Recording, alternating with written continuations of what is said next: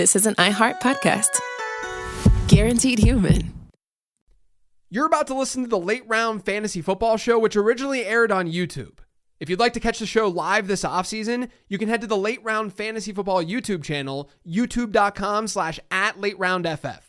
We'll be live each Wednesday at noon Eastern. Without further ado, here's this week's episode.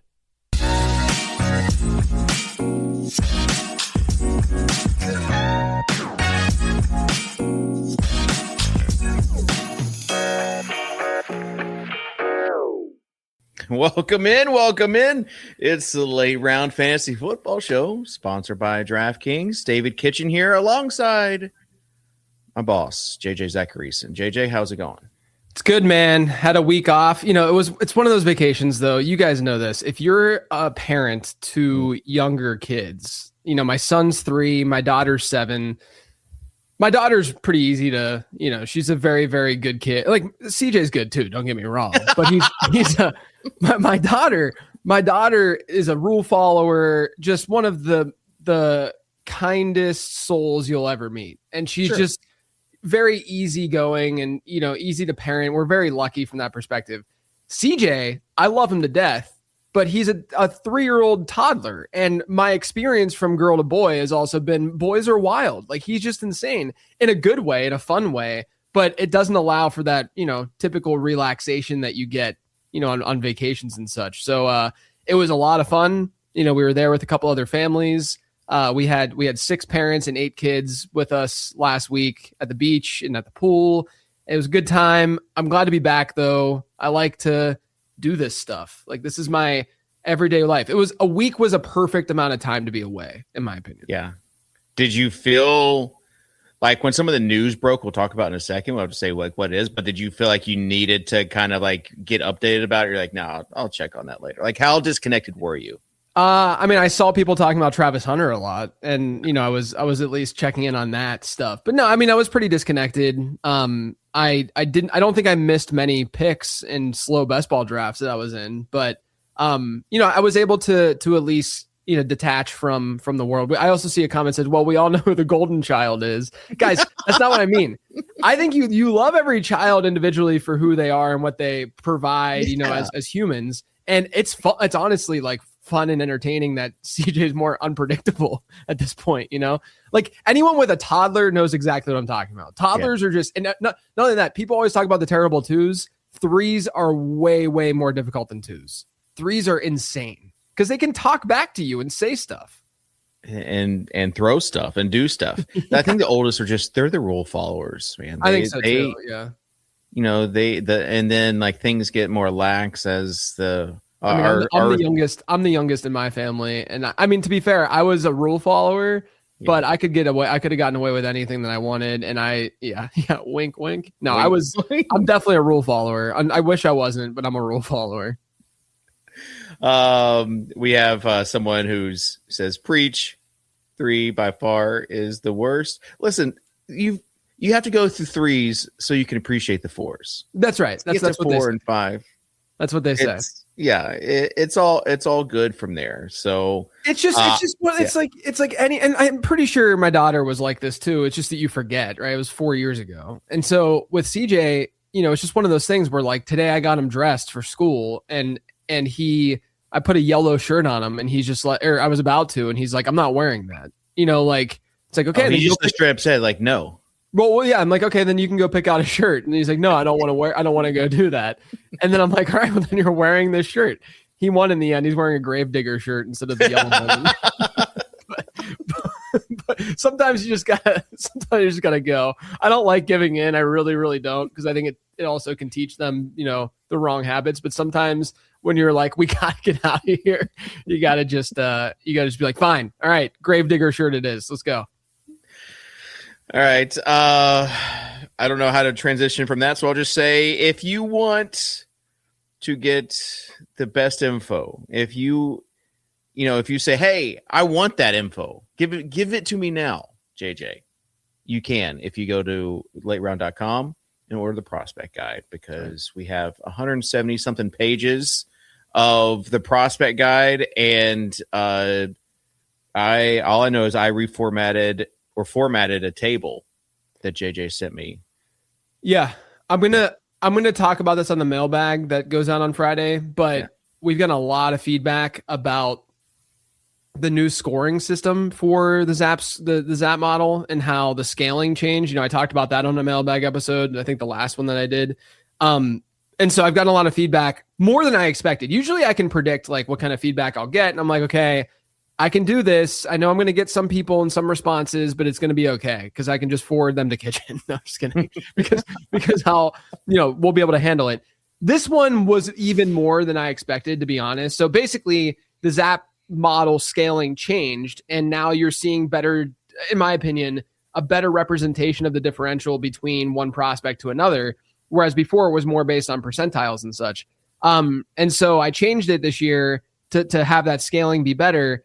And a lot of people are saying, well, I want to compare these prospects to prospects in other guides and such, which I get. It's not actionable truly, because we already have seen these guys play in the NFL, and like especially guys that from the first iteration of the prospect guide, those scores are irrelevant. Not only has the model changed, but those players have played in the NFL for 4 years, right? So it's just not that relevant. But from just a content and curiosity standpoint, I get it. I get that you want to sort of compare where Malik Neighbors was compared to some of these guys, like to Jordan Tyson or what have you. And by the way, Malik Neighbors is still a lot better. Just because he was such an elite prospect. But what I did was I created a table that shows the old scores. So 100, 95, 90, 85. I actually posted this in the Discord this week. But it'll be and then it'll show the Zap 2.0 score and like what the equivalent kind of is. So I will have that in the post-draft version of the guide. It will be there. It'll be at the end of the guide. We'll have a little table for you. So if you're curious as to Jordan Tyson, let's say that he finishes with a score of 93 in the Zap model. What does that mean for the old Zap model? And you can kind of guesstimate where that would be. It's probably like a 97, 98, something like that. So it's more in like the JSN range or so. So hopefully you guys will get some help with that. Yeah. And I think it's something that I want to show people that I'm trying to get the best product out there and listen. All right. We also want to say thank you. You mentioned Malik Neighbors, and I can't quit him because in an early best ball draft over there on DraftKings this week in a slow draft, it was like middle of round 2. And I'm not, I just see the potential there for. I got autoed Malik Neighbors the other. So if I have some Neighbors too. Yeah, if you don't pick in 8 hours in a slow draft on DraftKings, you will get autoed. And sometimes it works out, sometimes it doesn't. But we do want to say thank you to DraftKings for helping to sponsor this show.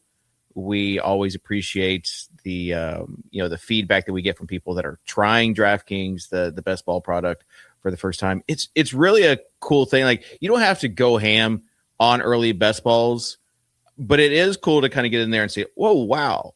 Like, these guys are going way later. Like, we'll talk about in a second, like Travis Hunter. He's going in the 14th or 15th round right now in best balls. And that's a stark contrast from where he was last year. So we'll have a link in the description if you want to go there. Also, we'll have some rankings up there on lateround.com for the early best ball if you're a Patreon member. So you can download those and just import those, and that will get you a good starting point to what we're doing. And the early best ball contest, it's $1 million prize, and it stops when the draft stops. So you're drafting all these rookies not knowing where they are. The rookies are there, but you have no clue where they're going to be. So some of it's a little bit of spraying and praying, but that's all right. We appreciate the folks at DraftKings. The crown is yours. All right. Matt says, "Whoa, we're live on a Wednesday early afternoon." We're back. This is usually when we do. This is when we do it. Yeah, we're just last week we didn't because I was in Florida. Yeah, and I just want to say to the podcast listeners, hey, just schedule it. Just schedule it as a work meeting on a Wednesday, noon Eastern, and join us here on the YouTube channel. All right, and with that, JJ, you mentioned it. Let's get into it. It's today's news. Today's fantasy news. All right, we're going to start with Travis Hunter because other than reporter coaching relationships, that probably is the biggest news item from the past week. You had a report coming out. Of course, we've heard some of the ruminations. This is what's driving me nuts. Can I just yell about this for a second? Yeah. You don't have to yell, but like a passionate response would be great. So I saw this I was on the beach when all of this was going on. This is when I was scrolling Twitter and I saw stuff pop up. Rap Sheet referenced that Travis Hunter was going to play more corner and not play much. Like there was a special package kind of takeaway that people were having from whatever. Rap Sheet wasn't reporting anything new.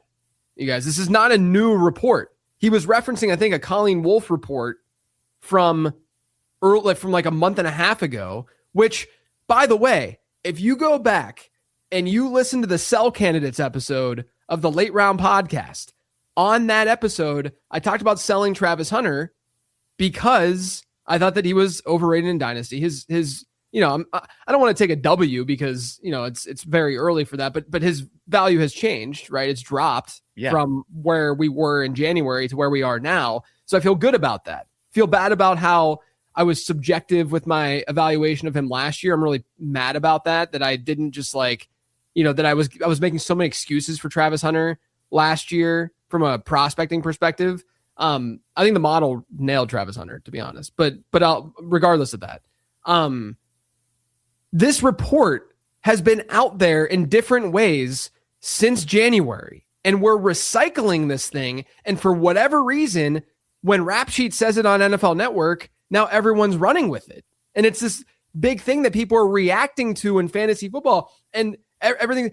Guys, in these scenarios, in these situations, is exactly when you should go in the opposite direction of what the market is doing, right? Where if you see a really massive discount now on Travis Hunter, that's when you pounce and you shoot off a random, mid-second rounder or something for him, because we know that there's not going to be that much value, especially in this draft and rookie drafts this year, and just see what happens and start that conversation. Throw in another random veteran or something to try to acquire Travis Hunter. Because look, even on that show, I talked about how, yes, I do think that Hunter's injury last year is a key driving point as to why all of this is happening right now, because he gets injured. They trade for Jacoby Myers. Parker Washington emerges. And now all of a sudden you look at their top three wide receivers and you're like, yeah, this really works in 11 personnel and 3 wide receiver sets. You got a great slot in Parker Washington. You have Jacoby Myers who can move inside out, and you have Brian Thomas who can stretch the field and play on the perimeter and play that role. So like those 3 wide receivers work really well for an offense. But here's the thing. Guys get hurt. Things change. Just like things changed in an instant with Travis Hunter last year when he got injured, he was about to emerge as the guy in that offense. It was very evident that it was about to happen. And garbage time, fourth quarter, when he caught all those passes, the Rams like game. He's peppered with passes. Yeah. And so, look, I think that Hunter is talented and good. And, is he like elite? Like his you can look at the prospect guide in the year 2 stuff. Like, I don't think that he looks that incredible from a advanced analytics standpoint and what he did last year. Because part of the thesis with him is that, even if it's limited, even if his offensive snaps are limited, he'll probably have a really high targets per route run rate and like a hard blah, blah, blah, blah, blah. And in hindsight, it's like, we should have definitely just ignored a lot of that and just gone with, like, that's why I'm a little bit frustrated with the process that I took. I got a little bit scared to be like, because if you go back and listen to some of the shows last year, I'm like, his analytical profile is a little bit iffy. Like there's a lot of question marks here, but then I'm like, okay, but he wasn't in the rooms with the wide receivers learning the offense, and he wasn't getting the same amount of reps. And, anytime you start making excuses for players, it's a bad thing for prospects, regardless of all of that.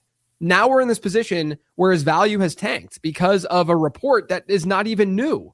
And it's crazy to me. So if you can get him really cheap right now, I'm fine with that, because he even came out himself and was like, hey, who told you this, on Twitter and whatnot. Yeah, that's exactly what he said. He reposted a clip and said, who told you this? And I'm just going to give you the ADP right now of the 4 receivers on DraftKings. Parker Washington at 61. Brian Thomas Jr., 74. Yeah.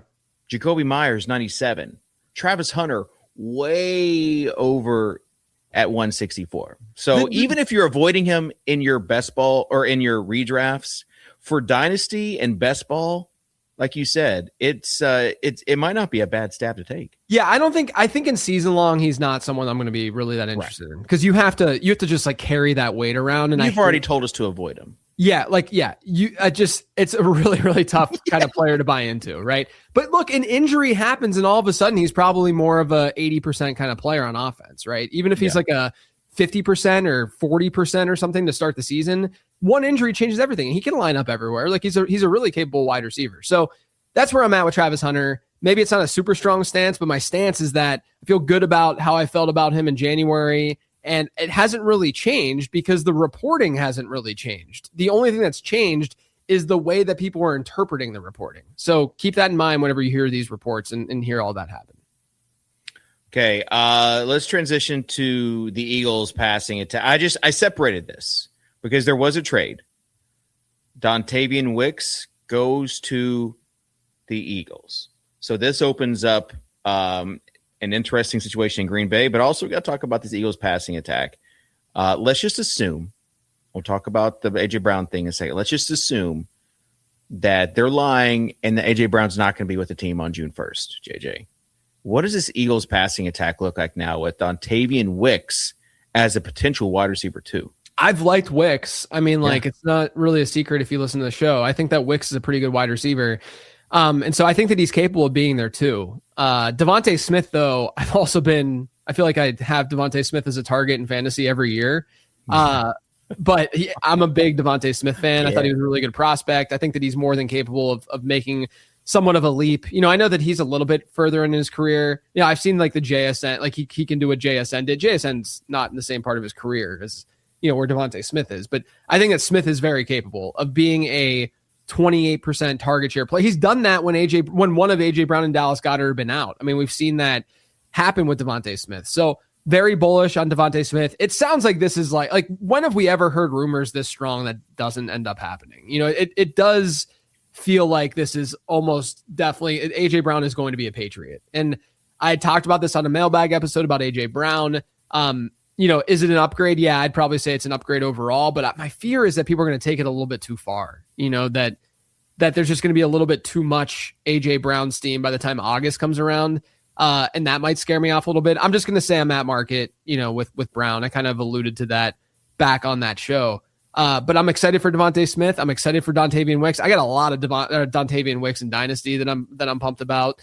And then on the Packers side, since we're talking about it, we now have, the biggest problem with the Packers is their rotation. It's always been the rotation. And now we have a very clear three in Christian Watson, who I've actually taken a decent amount of early on in these best ball drafts. Christian Watson, Jaden Reed, who I also have taken a lot of, and then Matthew Golden, who I have not taken a lot of, but we'll see. I'm keeping an open mind about Matthew Golden. I know that I've been more on the sell side than the buy side for sure with Golden, because very rarely do we see, this is just a probability driven thing. Very rarely do we see a prospect with as many red flags as he had, who then didn't do anything as a rookie, end up being something very significant in fantasy football. I just don't think it's going to be a player that absolutely burns us. Now, could he go down the Devontae Adams path? Sure. I thought Adams, though, was a better prospect in terms of not necessarily like when you include draft capital, but adjusted for draft capital. Like if you're looking at how they compare to where they were drafted, Adams in the ZAP model looks better than Matthew Golden. Matthew Golden was like a high risk player. But Adams started off really slow and then became something. But anytime you compare to an outlier like that, you're probably going to lose out more often than not. So I'm trying to be level headed about this. Matthew Golden, didn't have a great collegiate production profile, blew up towards the end of his college career. That I think elevated him in the draft, that in the 40 time and what he did at the combine. And then last year, he just couldn't find the field enough / wasn't very effective when he was on the field. He had like a 1.3 to 1.4 yards per out run rate, which is fine for a rookie, but it's not like elite, And so I look at what Christian Watson did last year. I thought he played the best football of his life last year. And I'm really excited about the possibility of Jaden Reed playing more on the perimeter. Like both him and Josh Downs, the guys who have been really trapped in the slot, finally have this opportunity this year to maybe play a little bit more on the outside. And if that happens, they're both very talented players. I'm going to be in on that. Like, I think Downs is really undervalued right now in best ball. It's just a matter of, will those coaches give them that opportunity? I'm willing to buy into that because at the very least, they're going to play a similar role as they played. So they're going to give you some production or some spiked weeks, whatever the case may be. But there's a ceiling there. There's a clear path to getting more volume and playing more. So I like both those guys, but Jaden Reed in particular with the Packers, he could play a little bit more on the perimeter, and that would be very good for his fantasy value. Is there any situation where you think A.J. Brown just lands in a smash spot? I think the Patriots are one of the smash spots. Like that's one of the best. I mean, Romeo Doubs, I said this whenever the free agency show happened. It's like, he's fine. I just don't think he's like a really, I got autoed Romeo Doubs. I was so mad because I loved Romeo Doubs last year. When he was one of my highest roster players because he was like a 15th round pick for most of the summer, now it's just not, he's a single digit round pick and it's just a difficult thing to buy into. When I think that he's like a solid player, like a wide receiver 2 on a real team, wide receiver 3 kind of ceiling in fantasy. AJ Brown would, in New England, he could do work. It's just that my fear is that a lot of people are going to just make the natural tie to Drake May, what he can do, the lack of competition there, of like really, really great competition. And AJ Brown being AJ Brown, like he's a beast. I said this on the show, like AJ Brown had a down season, but his down season is still way better than 95% of wide receivers in football. Like he's still a good player. I do think that he's probably in that downward trajectory right now, but he's still a very good player. The fear though is that it just gets out of hand. So I'm just trying to like project what the market might be doing here. Maybe it doesn't, and so we'll be in. But I think New England's a great spot for him overall. Shenanigans. They get out of hand. I'm with you there. All right, let's talk Kirk Cousins in Vegas. I forgot that he went to Vegas. Yeah, that's right. Because we had this a big board, and this is like, I was kind of excited because it's the only name, on this list of available free agents that we've had answered so far. So I get to mark him off the list. But he's in Vegas, and now there's all this talk about Mendoza and Cousins. Similar situation in Atlanta. And so, I don't want to make this a best ball show, but I'm already having and seeing issues of like trying to choose between it and figure out what to do there or just stay away. That's what I'm look. I would be shocked if Mendoza is not starting the second half of the season at the very least. Right. I'd be pretty surprised if he's not under center. I think that this was a very smart move by Vegas, like a really good signing because you get another guy who will shop at Kohl's with your quarterback. You get, honestly, it's funny, like personality wise and the way they kind of approach things is not that they're both just kind of quirky, like interesting. There's going to be some collabs there for sure. Yeah. They're just like wholesome kind of. They embrace the that you like that type stuff. Yeah, they don't run away from. I respect that. I can respect that. Exactly. Yeah, Mendoza's the same way. He's just corny, but he's not like Russell Wilson corny. Russell Wilson corny is like he's trying to act a certain way. Whereas no, this is just what Mendoza is. It's just what Kirk Cousins is. So I respect that. So I think from like a personality perspective, I bet they mesh. But I don't know, man. I have a hard time.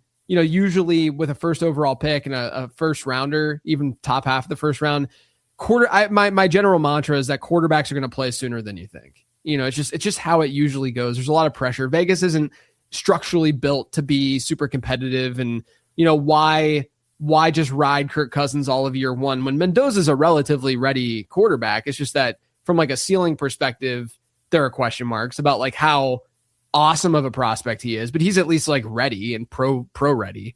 And so, from that perspective, I think we'll see Mendoza at some point this year. And from a best ball perspective, it's going to be really hard for me to go. Like, I hope we get a discount on Mendoza. Not that I'm going to be drafting a ton of them, but like that's the second half of the year. That's going to be that's just way more important in fantasy football in general, but definitely in best ball where, each of those playoff weeks are just so important to have active players. All right, we're a little over a week away from finding out where Jeremiah Love goes, and then we can figure out what's going to happen after that. But there's just so much smoke about him being drafted in the top 5. All this talk about the Titans loving him. If he doesn't go, then the Giants can draft him. I want to point you to a tweet from Peter Schrager Says, I got a text from a respected NFL GM in response to a heated discussion we had on the Schrager Hour over whether a team can really take a safety downs in the top 5 in 2026. Throw positional value out this year, food for thought. So when it comes to positional value and love and safety with downs, what's your take on this whole concept? So one of the very first episodes of the Late Round podcast was on positional value because it was around the time that Saquon Barkley was drafted. Might have been before that, whatever. But I remember it's probably before that. Dave Gettleman talked about positional value being a bunch of crock, is what he said. Right. Anytime something like this happens where like you're trying to explain a concept, I think it's really helpful to go to the extreme with a hypothetical. Right. I do that on the podcast all the time. And I'm going to do it on the mailbag this week, but not for this topic, but another one. But just think of it this way. If positional value was irrelevant, then why are we not getting kickers in the first round consistently? That's the easiest way to think of this.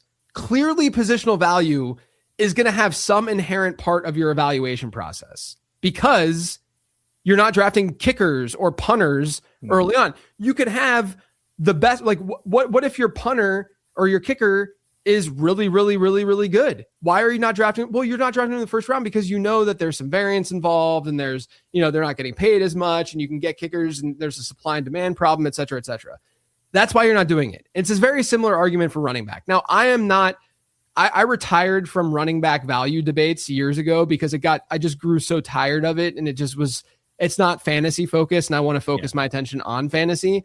I used to do it a lot for Number Fire. There was a lot of running back related. It was a big conversation back then. Is running back overrated? When Saquon, I wrote an article for Number Fire that's no longer on the internet because that whole site's gone.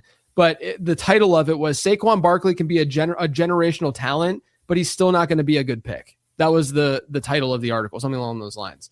And the idea is, yes, Jeremiah Love could be generational, and these guys can be generational, but you can simply look at how teams pay these players and see how they view these positions in terms of value, right? And I'm not saying that's the end all. I'm not saying that he can't be valuable. I'm not saying that Bijan Robinson and Jahmyr Gibbs aren't valuable. That's not my point. My point is when you go and you spend on something, because that's what the teams are doing here. They have precious equity and capital in the draft, and they're using that to get players. And there's an opportunity cost involved in doing that. And if you go and you draft Jeremiah Love as the Titans in the top 5, could he put butts in the stands and could he be a really good player for that franchise? Sure. If that's part of your evaluation, fine, go for it. I don't care. It's fine.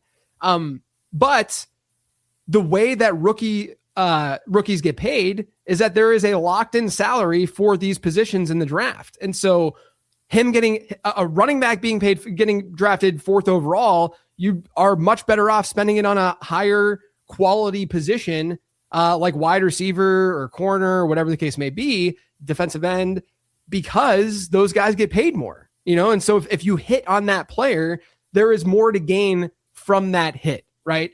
Another analogy that you could run with this to talk about just value in general and how, what was the quote from the Schrager thing that throw positional value out this year, right? Yeah. Just throw it out. Imagine going to the grocery store. Okay. Imagine going to the grocery store and you say, you know what? I really want an apple and a steak. Okay. But we know that some slab of meat is way more valuable than an apple. Okay.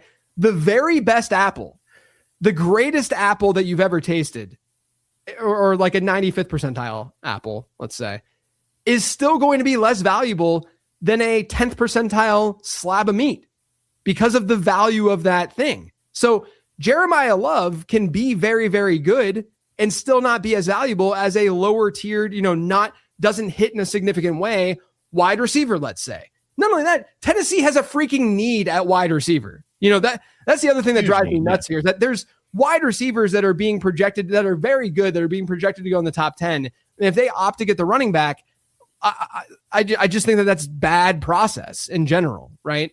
And they also have 2 viable running backs right now that they can get through this season with, right? Yeah. So the idea here is not to say that like I think Jeremiah Love is bad or anything like that. I can't believe that we're in the year 2026 and people can't comprehend the concept of value. Like it's the most basic thing on earth, and GMs just ignore it because they want to go get that guy and get their guy. And I know people are screaming in their cars right now about Jahmyr Gibbs and how people felt about Gibbs, et cetera, et cetera.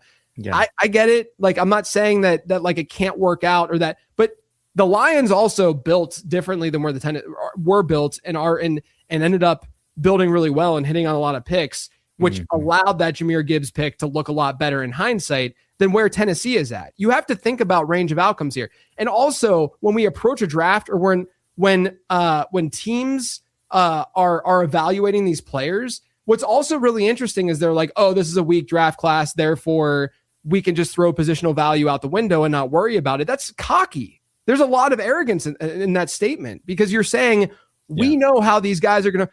The NFL draft has so much variance that you're making the assumption that you know exactly how these edge rushers or wide receivers are going to perform. But what we really should be doing is, okay, there's a talent evaluation within the position. So Jeremiah Love is very, very good within the running back position. But then there's a value composition and evaluation that we have to do of how good these positions actually are, because that gives us at least some baseline that if a wide receiver, Rashad Bateman's a good example of this. Rashad Bateman, is he a miss in the NFL from an NFL perspective? Probably, right? But him missing by the degree in which he missed as a late first round pick is still more valuable than even if you get a decent hit from a running back in that range. Just look at salaries, period. And so that's my issue with just like throwing out positional value. I just don't think it's very logical. I know people are going to disagree. I don't want to get into the like back and forth of running back value and stuff. That's not the point of this rant. It's just the fact that it's a slow time in the news cycle. We got to talk about this kind of stuff because the draft is coming up. And also, like, I think it's important for us to like critically think about this stuff. You don't have to agree with me, but I'm at least taking a step back and trying to think through all of these things. And I want others to really think through all this stuff instead of, these talking heads going on TV saying, oh, he's an offensive weapon. What does that even mean? What does that mean? So he's an offensive weapon, but Jordan Tyson's not an offensive weapon? Like, just get out of here with this garbage. You're just making up excuses to be able to take Jeremiah Love in the top 5, period. That's all that means. So that's all this is about. That's all this rant is about. Let's critically think about this stuff. Let's be smart about this stuff and have real, genuine conversations instead of, oh, Jahmyr Gibbs is good, Bijan Robinson is good. Atlanta's been horrible. It's what does that even mean? It drives me nuts. I think what does that even mean needs to be like a clip that we use. What does it even mean? I probably would say it quite a bit. All right, from that, let's talk about let's have another conversation, JJ. Let's talk about projected versus actual wide receivers. Today's data. All right, here we have top 100 wide receivers by year projected versus actual value. Yeah, so I was actually kind of curious about this. So I looked at NFL mock draft database data going back to 2016, and I listed how many wide receivers we've seen in the top 100 get drafted, via actual, like what we actually saw, and then also what NFL mock draft database had going into the draft. And right now, we have 17 in the top 100, which is the second most since 2016, behind 2024. You can see, though, in the Delta column, which is the difference between actual and NFL mock draft database projection, I mean, the average overall has been pretty on point. It looks like NFL mock draft database does inflate the number of wide receivers that get drafted typically in the top 100, but it's by 0.4 per season on average, because some seasons we've had +2. So 2 more guys got drafted in the top 100 than NFL mock draft database projected. Sometimes we have, there's another +2. Sometimes we have -2, -4. But like, as you can see, like the last 4 years before 2026, they've been dead on NFL mock draft database with the number of wide receivers, 3 of the 4 years, with the number of wide receivers that went in the top 100 and how many they had in the top 100. So right now there's 17, which means based on this, I think we're looking at 16, probably 16 day 1 and 2 wide receivers in this draft, which, I think that a lot of these guys have average. I said this on the show with Harmon, like average to above average profiles. I'll say it again, as I've said on this show. Because of that, we're going to get some hits that, we don't really expect, or, they land in the right spot and we're like, okay, yeah, I can see that working out. Because I just think that there's enough, like a lot of the guys in round 2 and round 3 that are projected to go there will have neutral to high risk draft capital delta profiles, which means the ZAP model is going to view them a little bit less favorably than what their draft capital says. Now, their overall profiles, I say, are average to above average, because I'm just looking at that in the context of the entire draft class, right? There's just a lot of dudes who are fine. But yeah, I think it's an interesting thing to think about. And I would imagine we see a lot of those day 2 wide receivers, which means that Friday night is going to be very, very busy for us at late round fantasy football. Yeah. I'm excited. I know some people talk about like this being like a down class. It doesn't matter how down the class is at any position. It's still fun to see where guys are going. Mm-hmm. If anything, just a panic about guys that you already have. Yeah. And what's going to happen there. All right. With that being said, let's get on to it. It's the main event. The late round main event. All right, JJ, here we have rookie sleepers. And just to remind people, in case someone is watching this video later on and like, I can't believe this is before the NFL draft has started. These are pre-NFL draft rookie sleepers. And let's start with a guy that he just got injured, Eric McAllister. Yeah, I feel like it wasn't really a headline either. Yeah, in fact, when I saw this guy, he's the cover boy. And then when I did some research to pull a photo, I see, he got injured during pro day. And then I had to come back to make sure you had it on there, because like JJ may not know he's on here, that he injured himself. Yeah. Yeah. I honestly didn't even realize until I started doing research for the show. That's part of being away last week too. Right. Yeah. But yeah, I do want to say that Eric McAllister might go undrafted because of some off the field stuff. And Dane Brugler's, I was talking to Harmon about this. And Dane Brugler's The Beast, which is a phenomenal resource for prospect stuff. There's I shouldn't be lying. It's not funny. It's just crazy that it says there's a second misdemeanor count of terroristic threat causing fear of imminent serious bodily injury that was against Eric McAllister. Like there's a felony gun charge for him. So it's something that we have to keep in mind with the way that teams might view him. And there are people who don't think that McAllister is Harmon off air was not very, or like in text messages and very high on McAllister. I think Brugler's not very high on McAllister. So I highly doubt this all comes together, but this is a sleeper show. We're just having some fun today. These are fourth. I mean, I think the fantasy community might end up being irrationally high on McAllister because his age-adjusted production is kind of good. It's actually pretty good. But most of these guys are like 4th round dart throws in your rookie draft. But look, McAllister, he's a TCU wideout. That's going to turn a lot of people off. We have not seen TCU hits in a minute. It's been a rough decade for TCU wide receivers. With that being said, he has a 92nd percentile breakout score. He had a 93rd percentile career yards per route run rate, 94th when just looking out wide, 91st percentile career first downs per route run rate. His yak per reception, 86th percentile, avoided tackles per reception, 96th percentile. And with Brandon's work that he's done the last couple of weeks, we've learned that a lot of the avoided tackles and yak stuff does translate to the NFL. So that's kind of interesting in my opinion. So you get this Jones fracture though at his pro day, which is a really big deal. You get the off the field stuff, which is a big deal.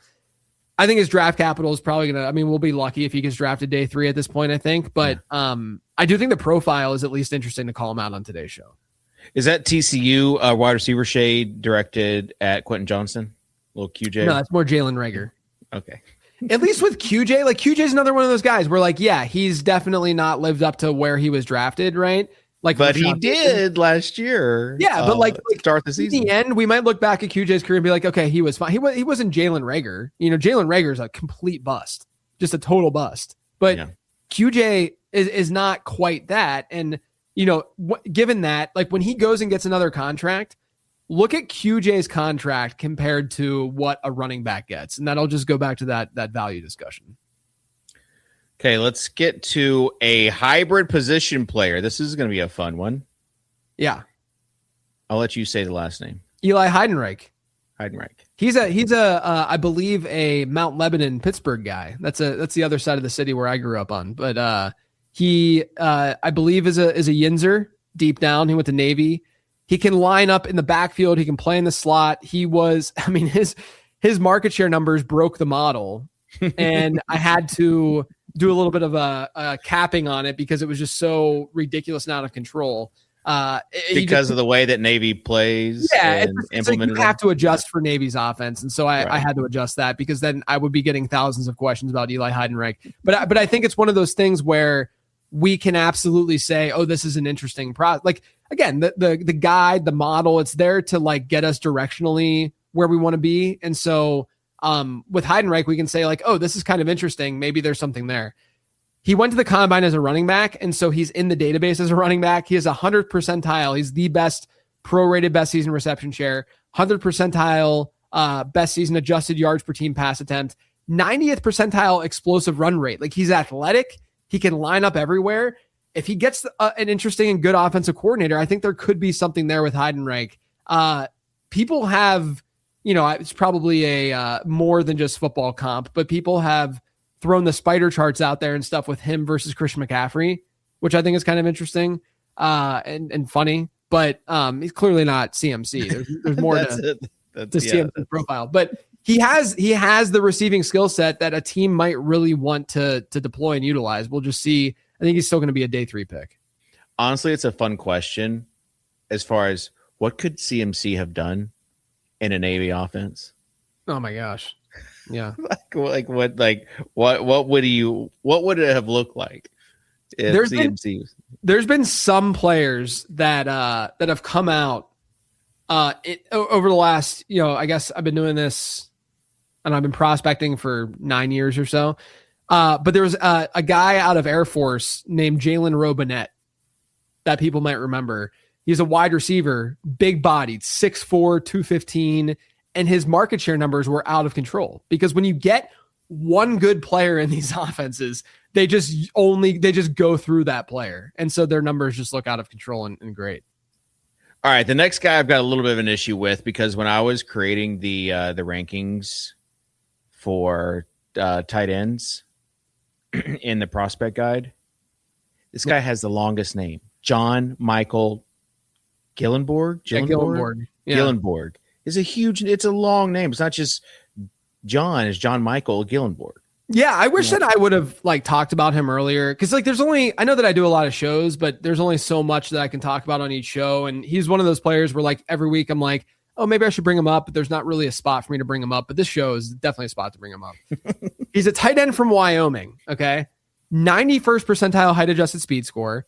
Breakout score, which is in the tight end model, is adjusted for program strength. So that's important for Wyoming, and it's adjusted for age. 53rd percentile, not terrible. 86th percentile career yards per route run, that's not adjusted, which is important. 84th percentile career first downs per route run. And then I ran a fun little query. Even though I don't love the threshold stuff, I just think it's fun to see what pops up whenever you look at what these dudes did in college and how that might translate or what kind of comps you can pop up. Okay.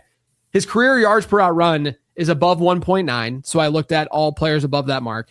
And it's not that much above 1.9. So it is a little bit unfair. This threshold. Height adjusted speed score above the 90th percentile. He's in the 91st percentile. So again, these are the minimum for him. So all the guys should be a little bit better. These are the guys in the ZAP model database, which technically will go back to 2016 or so, just given when the yards per out run data goes back to. Kyle Pitts, Evan Ingram, Eli Stowers, Alberto, everyone loved Alberto back in the day. George Kittle, Zach Kuntz, and John Michael Gillenborg. Those are the tight ends that fit those thresholds. I don't know. I think he's a fun day 3 sleeper. I think he's athletic. He's got decent enough production, and sometimes that's all you need. Okay. Just the chat we have multiple comments. And now I'm not going to be able to get out of my head, so I want to be in your head. It's that we had John Jacob Jingleheimer Schmidt. Yeah. That's my name too. Yeah. Now it's going to John Michael Gillenborg. Tight end Wyoming. Tight end Wyoming. Yes. Stretch. Let's get to Seth McGowan from Kentucky. It's an easy name to say. Yeah, he's an old. He's an unk for sure. Seems like a lot of running backs from Kentucky. That's just like the stereotype is like older running backs. They just go there to like 5 or 6 year running backs. Like Chris Rodriguez. Yeah, and who else? The journeyman from Temple to Vandy to Kentucky. Why can't I think of his name? Back up for Bills. Help me out here. Oh, Ray Davis. He was old. Yeah, he was an old too.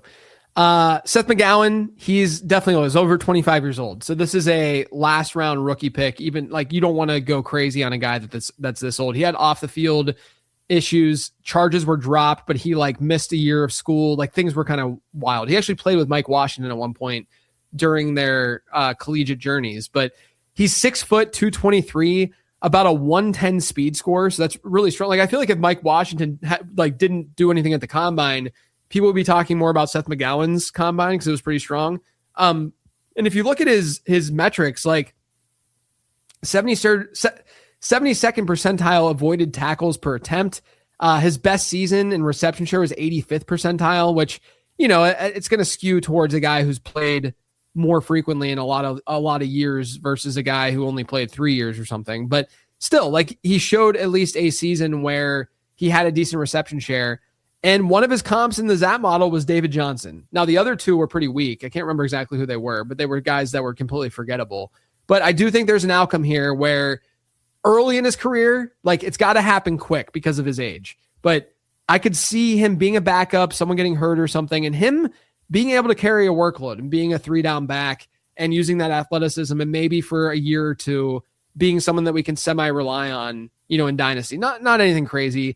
I actually was going through this when I was looking at sleepers. I'm like, I don't have nearly as many like clear-cut, obvious guys that I want to talk about this year compared to almost any other year that I've done this. It just feels like I think part of it is that draft capital really aligns with what the Zap model sees this year. So that helps for sure.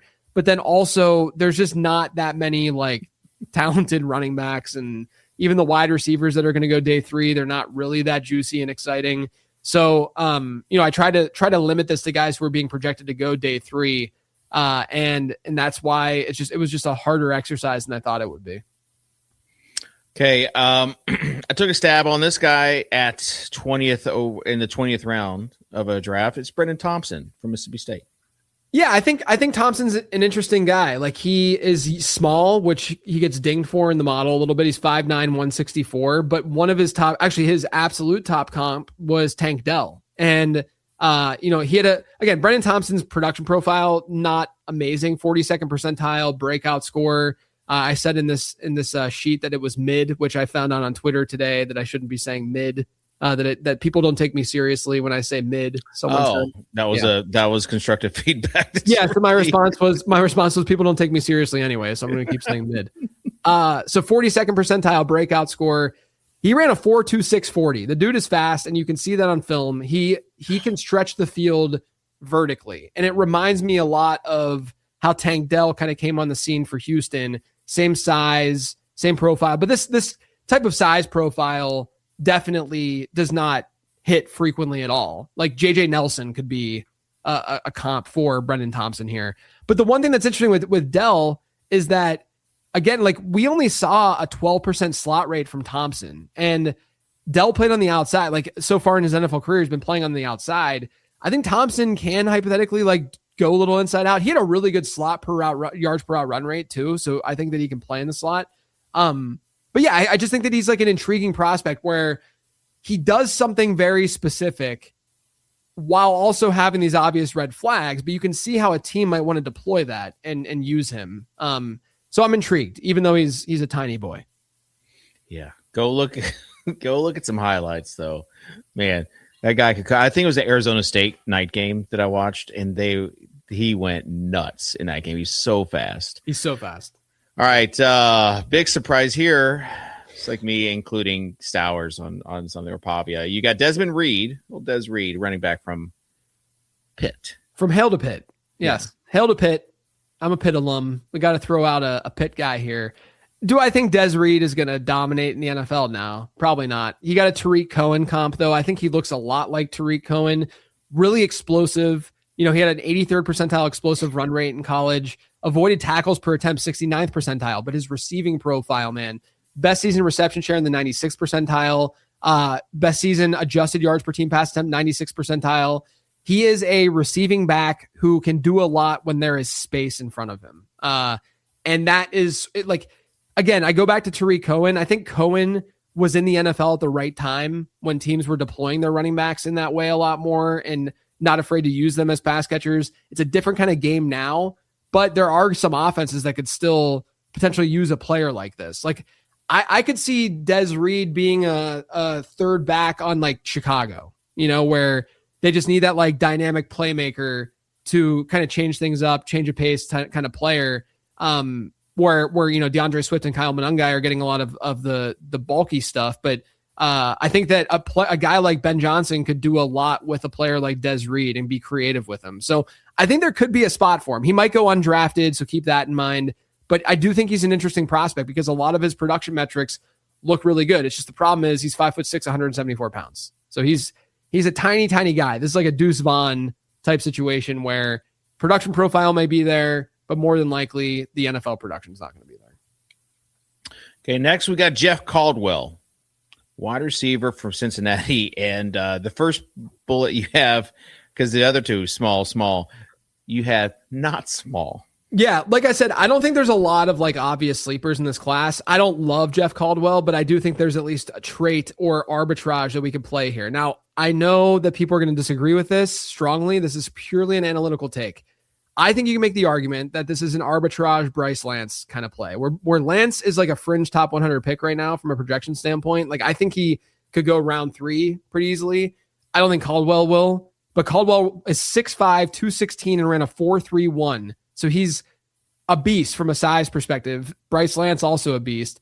He had weaker production when adjusted for strength of schedule because he played at Lindenwood, but Bryce Lance also played at a smaller program and had some of those adjustment problems too. If you scroll down a little bit, you can see the spider chart for these guys, which is showing their height, their weight, their breakout score, their max adjusted yards per team pass attempt, their career yards per route run, their first downs per route run, their deep ball rate. Like it's not, I mean, they're pretty similar. Caldwell looks better height, weight, like he's a little bit bigger, breakout scores a little bit better. The max adjusted yards per team pass attempt, almost identical. The yards per route run stuff favors Lance a little bit more. But overall, like I think that this is the archetype, at least, that we're working with.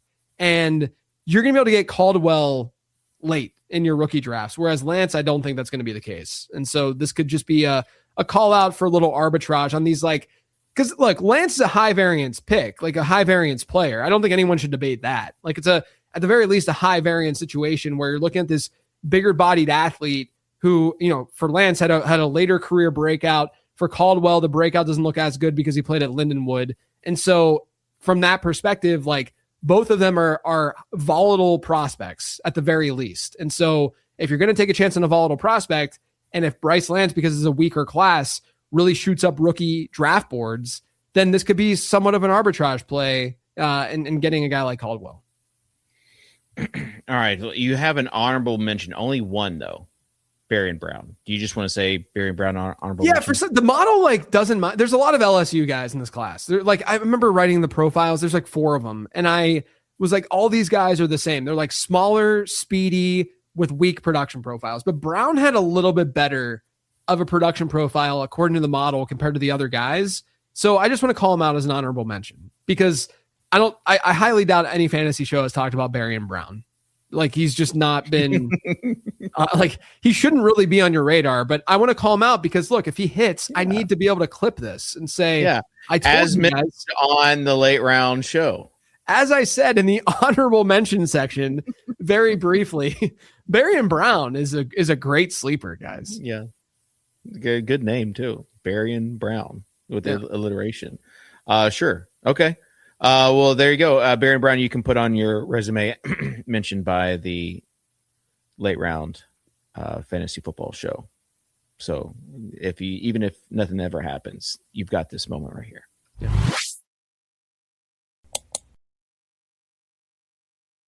All right, JJ, you see what's in front of you is a huge QR code as we say goodbye. This QR code is for people if they want to play on DraftKings for early best ball campaign, $250,000 to the top prize, $1 million total prize. And we'll be doing some live drafts next week before the actual NFL draft. It's going to be a busy week. So if you just want to get the temperature of where things are right now, they've got like even $1 contest that you can enter and go slow over there on DraftKings. So use the QR code, use the link in the description if you want to do that. Also, newsletter. Had another newsletter just got sent out today by Sir Brandon Gandula, who won the late round March Madness contest. I was fourth, no big deal. But Brandon sent out another email. He's been on a heater with these emails, and it's free. Free. Guys, it's free. Not only is it free and you get good content, but you're helping late round fantasy football if you sign up. Even if you should open it, but then you can delete it after. But open the emails that come your way. That helps too. Yeah. We got Patreon. We got members. Next week should be fun in the Discord chat for our members with the NFL draft happening. It's always a good time. No You'll spoilers. probably see some don't unfiltered commentary. We don't spoil picks in the late round Discord, just so everyone knows. Yeah, no spoilers there. And again, the prospect guide available. You will get an update really soon after the draft is complete. I would venture to say for the amount of words, pages, players in this thing, it's probably the quickest to be updated and sent out. So if you want an advantage over your league mates, hop on over to lateround.com and purchase that. JJ, final thoughts? No, man. Great show. Great to be back. Love seeing familiar faces, names in the in the comments. And I'm really excited for the NFL draft. Like you said, we'll be working all next week so that we can get that thing updated and out. And look, the updates are not just the scores. The updates are the blurbs of the relevant players. So, the guys like some of the LSU wide receivers I just talked about who go undrafted, I won't update their blurbs, but the bigger names, the guys that are relevant for rookie drafts, we will be updating all of them, both tight end, all tight end, running back, and wide receiver. And like we said at the top, there's that conversion chart that'll be in there too. So we're working hard. I can't say it's going to hit your inbox immediately after the draft, but give it a couple of hours. It'll be there. And if you're drafting on Saturday night, you should be able to at least get some help from the late round prospect guide. There are some sickos out there that draft immediately after the draft. Yeah, there are. Maybe they're late round subscribers and they're trying to game the system. Anyways, we appreciate everyone for tuning in. We'll see you next time here on the Late Round Fantasy Football Show, sponsored by DraftKings.